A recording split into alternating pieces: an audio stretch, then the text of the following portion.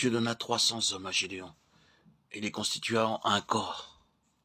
Vaincre sans avoir une relation avec les autres n'est pas selon la pensée de Dieu. Gédéon et les 300 ont agi de concert. Cela est devenu possible parce que la chair fut retranchée. C'est la base de l'unité du Saint-Esprit et de la vie dans le corps. Ce qui est relaté dans le Nouveau Testament est en rapport avec un assemblage et non pas avec des œuvres. Les 300 hommes livrèrent bataille et tous les enfants d'Israël sortirent pour poursuivre les ennemis. Les 300 travaillèrent et tout le peuple récolta.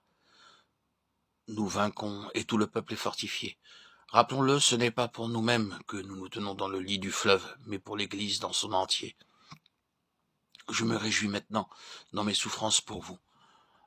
Et ce qui me manque aux souffrances de Christ, je l'achève en ma chair pour son corps qui est l'Église. Colossiens 1, 24.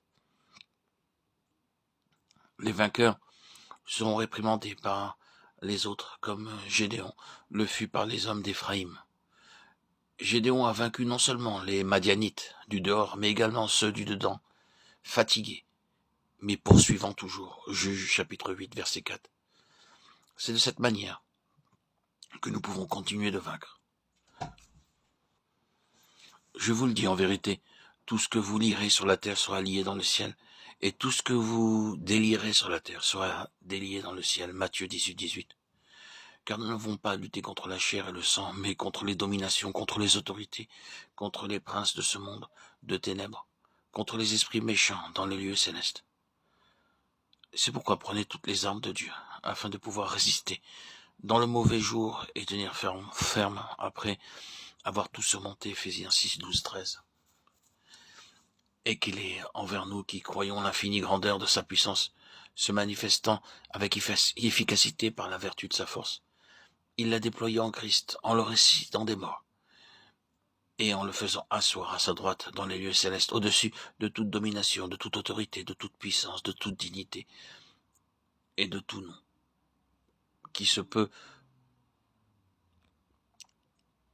nommer non seulement dans les siècles présents, mais encore dans le siècle à venir. Il a tout mis sous ses pieds, et il l'a donné pour chef suprême à l'Église, qui est son corps. Ephésiens 1, 19, 22.